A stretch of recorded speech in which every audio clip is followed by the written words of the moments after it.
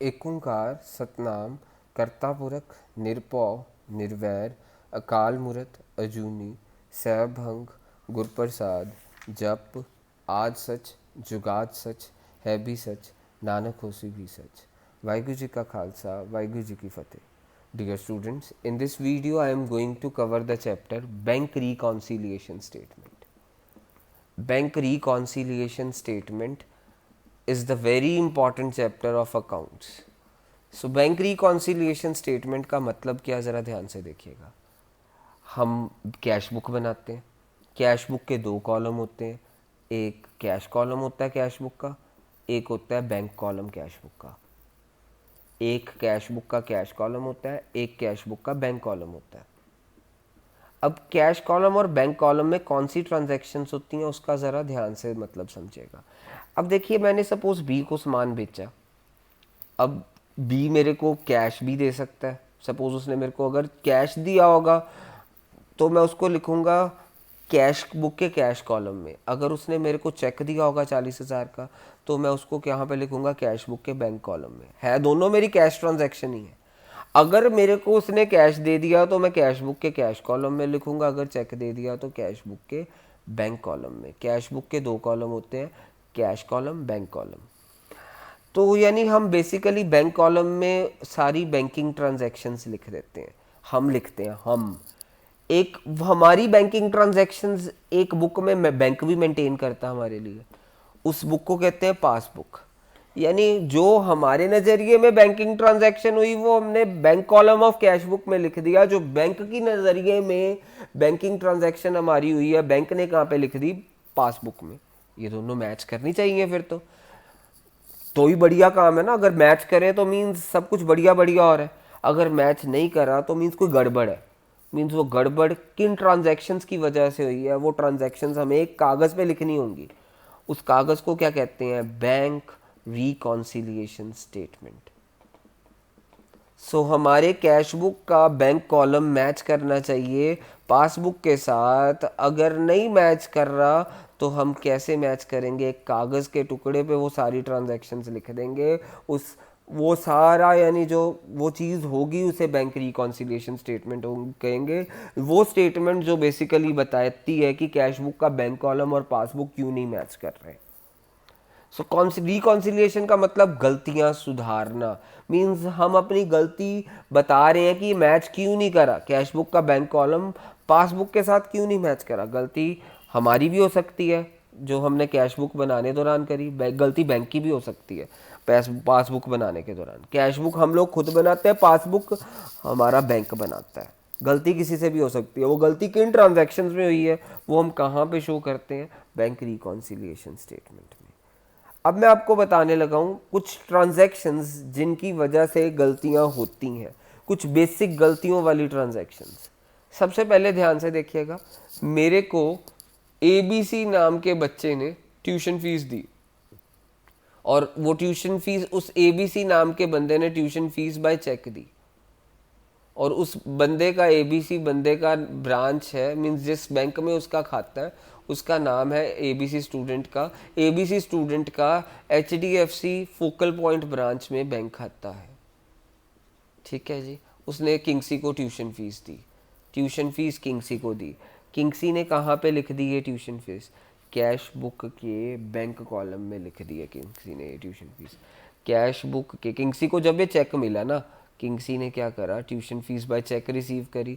किंगसी कहाँ पे, कहीं पे तो रिकॉर्ड करेगा ना। किंगसी कहाँ पे रिकॉर्ड करेगा? अपनी कैश बुक के बैंक कॉलम में।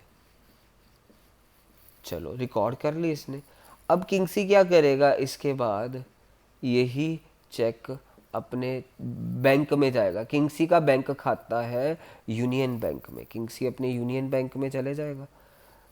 ये किंगसी को चेक आया ना, किंगसी ने अपनी कहाँ पे लिख ली है? कैश बुक के बैंक कॉलम में लिख ली है। तो किंगसी अपने यूनियन बैंक के चेक बॉक्स में चेक फेंक आया। जब भी हमारे को चेक मिलता है हम चेक बॉक्स में जाके फेंकते हैं। और किंगसी का बैंक है यूनियन बैंक। और बैंक वाले क्या करते हैं? ये जो सा चेक बॉक्स है खोलते हैं। कितने बजे खोलते हैं? रोज 1:30 के आसपास, अप्रॉक्सीमेटली 1:30 बजे खोलते हैं। ये चेक बॉक्स 1:30 बजे खुलेगा। ठीक है जी। फिर उसमें से सारे लोगों के, सारे कस्टमर्स के चेक निकाल लिए जाएंगे, उसमें से किंगसी का भी चेक निकलेगा। और किंगसी को सपोज ट्यूशन फीस आई है 12,000, तो वो कौन से बैंक की फीस है, ये चेक किस बैंक का, HDFC फोकल पॉइंट ब्रांच का। अब यूनियन बैंक का एम्प्लॉय इस चेक को HDFC के फोकल पॉइंट ब्रांच में लेके जाएगा, इस, और वहाँ पे जाएगा यूनियन बैंक का एम्प्लॉय HDFC के फोकल पॉइंट ब्रांच में जाएगा, वहाँ पे ये चेक के ऊपर क्लियर का मींस क्लियर की स्टैंप लगेगी और वहाँ का मैनेजर साइन करेगा। इसी चेक के ऊपर क्लियरिंग की स्टैंप ही मींस ये यूनियन बैंक का एम्प्लॉय अब क्या करेगा, चेक बॉक्स में से सारे चेक निकाल लेगा। अब ये चेक HDFC बैंक का था, तो focal point HDFC focal point branch का चेक था, तो ये यूनियन बैंक का एम्प्लॉय इस चेक को HDFC के फोकल पॉइंट ब्रांच पे लेके जाएगा और इसके ऊपर किसकी स्टैंप लगेगी, क्लियर की। मींस क्लियर की स्टैंप कौन लगाएगा, मैनेजर। मींस मैनेजर लिखेगा क्लियर है, मींस यहाँ पे स्टैंप लगाएगा मैनेजर और वहाँ पे अपने साइन कर देगा और क्लियर लिख देगा, मींस ये चेक क्लियर हो गया। मींस ये जब क्लियर होगा चेक तो किंगसी के बैंक खाते में पैसा आएगा, वरना नहीं आएगा। मींस जब क्लियर होगा, मींस इसने तो चेक दे दिया, किंगसी ने अपनी कैश बुक के बैंक कॉलम में लिख लिया, किंगसी ने अपने बैंक के उसमें डाल दिया, चेक बॉक्स में डाल दिया। चेक बॉक्स कब खुलता है, 1:30 बजे खुलता है, और वो चेक बॉक्स में से सारे कस्टमर्स के चेक निकलते हैं, उसमें से किंगसी वाला चेक निकला और वो कौन सी ब्रांच का था, HDFC फोकल पॉइंट ब्रांच का। अब ये यूनियन बैंक का एम्प्लॉय HDFC की फोकल पॉइंट ब्रांच में जाएगा, वहाँ के मैनेजर से साइन करवाएगा, स्टैंप करवाएगा और क्लियर का निशान लिखवा के आएगा। उसके बाद यानी यूनियन बैंक को तसल्ली होगी कि ABC नाम के बंदे के खाते में पैसा था, और HDFC बैंक उसके ऊपर यानी क्लियर का साइन जब डालेगा ना, क्लियर लिखेगा कि मीन्स उसके बाद ABC बंदे के अकाउंट से पैसे निकल के किसके अकाउंट में जाते हैं, किंगसी के। मीन्स ये ऐसा होता है चेक वाला सिस्टम। तो ये चेक को ऐसे क्लियर होते होते मीन्स जब हम चेक बॉक्स में फेंकते हैं उसके 3 दिन के बाद क्लियर होता है ये चेक।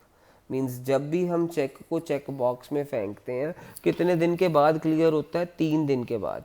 मीन्स जब किंगसी को चेक आया, किंगसी ने तो अपनी कैश बुक के बैंक कॉलम में लिख लिया, मीन्स कैश बुक बढ़ गई, पर ये चेक मेरी पासबुक तो बड़ी नहीं है, क्योंकि बैंक के नज़र में तो पैसा 3 दिन के बाद आना है, और क्लियर क्योंकि उसको क्लियर होने में टाइम लगना है अभी बैंक की नज़र में, तो बैंक की नज़र में 3 दिन के पास जब पैसा आएगा तो जाके पासबुक बढ़ेगी। मीन्स कैश बुक तो बढ़ चुकी है किंगसी ने, जब उसको चेक मिला किंगसी ने तो कैश बुक के बैंक कॉलम में लिख दिया, पर पासबुक में तो अभी तक बढ़ी नहीं है, पासबुक कम हुई पड़ी है।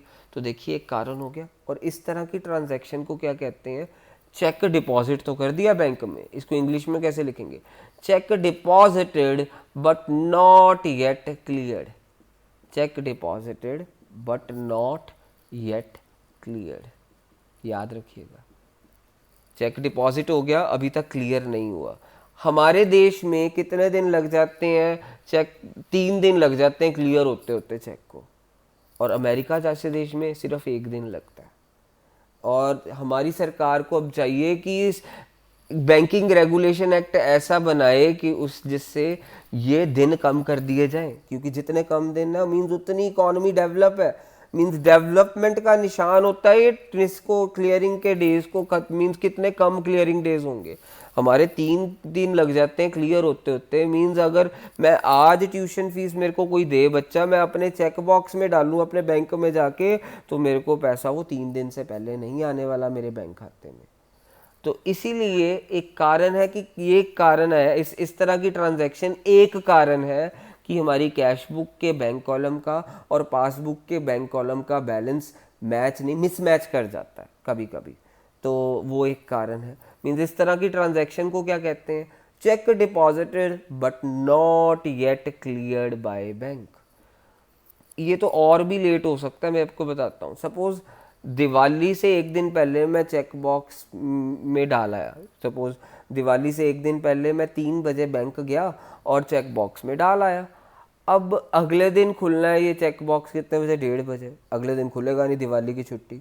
फिर उससे अगले दिन भी नहीं खुलेगा विश्वकर्मा डे की छुट्टी, उससे अगले दिन भी नहीं खुलेगा भाई दूज की छुट्टी, उससे अगले दिन जाके खुलेगा फिर ये चेक यूनियन बैंक वाला एम्प्लॉय HDFC के ब्रांच में लेके जाएगा, वहाँ से क्लियर कराएगा, फिर 3 दिन लग जाएंगे और क्लियर होते होते, मीन्स टोटल 6-7 दिन मेरा चेक क्लियर ही नहीं होगा अगर मैं दिवाली से पहले अपने बैंक के चेक बॉक्स में चेक रख के आऊँगा। अगर दिवाली से एक दिन पहले बैंक के चेक बॉक्स में अगर मैं चेक डाल के आऊँगा 6-7 दिन पहले, वो क्लियर नहीं होने वाला है। ये पहली एक ट्रांजैक्शन हो गई है जिससे हमारी कैश बुक और पासबुक का बैलेंस मिसमैच करता है। अब फर्स्ट ट्रांजैक्शन ये ट्रांजैक्शन 1 हो गई। अब मैं आपको ट्रांजैक्शन 2 करवाने वाला हूँ कि ट्रांजैक्शन 2 कौन सी है कि हमारी कैश बुक के बैंक कॉलम का और पासबुक का बैलेंस मिसमैच करता है। सपोज़ मैंने कुछ फर्नीचर खरीदा, किंगसी ने एक फर्नीचर खरीदा और वो फर्नीचर वाली शॉप को क्या दे दिया, चेक दे दिया। 50,000 का फर्नीचर खरीदा बाय चेक, तो किंगसी ने चेक दे दिया। किंगसी अपनी कैश बुक के कहाँ पे लिखेगा, किंगसी ने चेक दिया, ये किंगसी ने फर्नीचर वाले को चेक दिया, किंगसी ने फर्नीचर वाले ਨੂੰ चेक ਦਿੱਤਾ। किन्ना ਦਿੱਤਾ चेक, 50,000 ਦਾ। ਹੁਣ ਮੇਰੀ कैश बुक ਤਾਂ देखो बच्चों, मैं कैश बुक ਦੇ ਕਿਹੜੇ कॉलम 'ਚ ਲਿਖਤਾ, बैंक कॉलम 'ਚ कैश बुक ਘਟਾਤੀ ना, मेरे मैं पैसा जा रहा, मैं फर्नीचर खरीदा, कैश बुक ਦੇ बैंक कॉलम ਦੇ ਵਿੱਚ मैं ਘਟਾ ਦਿੱਤਾ। ਹੁਣ ਹੋਇਆ ਕਿ ਜਿਹੜੇ ਬੰਦੇ ਨੂੰ ਇਹ ਫਰਨੀਚਰ ਵਾਲੇ ਨੂੰ ਚੈੱਕ ਦਿੱਤਾ ਨਾ, ਫਰਨੀਚਰ ਵਾਲਾ ਚੈੱਕ ਆਪਣੀ ਜੇਬ 'ਚ ਹੀ ਪਾਈ ਰੱਖਿਆ, ਭੁੱਲ ਗਿਆ, ਮੀਨਸ ਉਹ ਚੈੱਕ ਨੂੰ ਕੈਸ਼ ਕਰਵਾਉਣਾ ਭੁੱਲ ਗਿਆ ਫਰਨੀਚਰ ਵਾਲਾ, ਮੀਨਸ ਉਹਨੇ ਜੇਬ 'ਚ ਹੀ ਪਾਈ ਰੱਖਿਆ बड़े दिन, क्योंकि 3 महीने तक चैक वैलिड होंगे, तुहानू पता ही है। फर्नीचर वाला अपनी जेब 'ਚ ही पाई रखिया, जबकि किंगसी ने अपनी कैश बुक के बैंक कॉलम ਨੂੰ ਘਟਾ ਦਿੱਤਾ। कि किंगसी की पासबुक घटी नहीं, किंगसी के लिए बैंक खाते 'ਚੋਂ पैसा ही नहीं निकलिया, किंगसी की पासबुक वधी पई है, पर किंगसी का कैश बुक का बैंक कॉलम घट गया। किंगसी के नज़रिए नाल बैंकिंग ट्रांजैक्शन हो गई, किंगसी के नज़रिए नाल किंगसी ने चैक 50,000 का देता, पर बैंक खाते 'ਚੋਂ निकलिया नहीं, क्योंकि फर्नीचर वाले ने उन्होंने जेब 'ਚ ही पाई रखा चैक ਨੂੰ, 3 महीने तक वैलिड होंगे, यानी किंगसी के बैंक खाते 'ਚੋਂ पैसा नहीं निकलिया, किंगसी की पासबुक वधी पई है। इस तरह की ट्रांजैक्शन इंग्लिश च किद्दां बोली दा, चैक फाड़ के देता किंगसी ने, किंगसी ने चैक किनू फाड़ के देता, फर्नीचर वाले नू, ते चैक फाड़ के देना उन्होंने कहते कि है cheque issued, cheque issued, but furniture वाले ने बैंक च जमा नहीं कराया ना, बट फर्नीचर वाले ने प्रेजेंट नहीं कराया, बट नॉट येट प्रेजेंटेड, जिन्होंने असी चैक दिता सीगा ना, उन्हें चैक प्रेजेंट ही नहीं कराया, उन्हें अपनी जेब च घुमाई रखा, वो प्रेजेंट करना भुल गया, क्योंकि 3 महीने बाद प्रेजेंट, 3 महीने के जो मर्जी प्रेजेंट कर सकते हैं, चैक 3 महीने तक वैलिड होंगे। चैक असी इशू करता, फाड़ के देता, असी कैश बुक का बैंक कॉलम घटा दिता, पर पासबुक नहीं घटी, पासबुक वधी पई है उनके कंपैरेटिवली, पासबुक नूं घट जाना चाहिए सी पर घटी नहीं, क्योंकि जिंदे कोल चैक है उन्हें हाले तक बैंक दे विच जाके कैश ही नहीं करवाया। चैक इशू हो गया पर हाले तक प्रेजेंट नहीं होया, इनके कारण भी साडी कैश बुक का बैंक कॉलम ते पासबुक मैच नहीं करती। सो मैं इस वीडियो दे विच तुहाडे नाल 2 ट्रांजैक्शनस डिस्कस करी हैं इंपॉर्टेंट वालियां, जिनके कारण साडा मिसमैच हुंदा कैश बुक का ते पासबुक का। बाकी ट्रांजैक्शनस लई अगली वीडियो जरूर देखिए।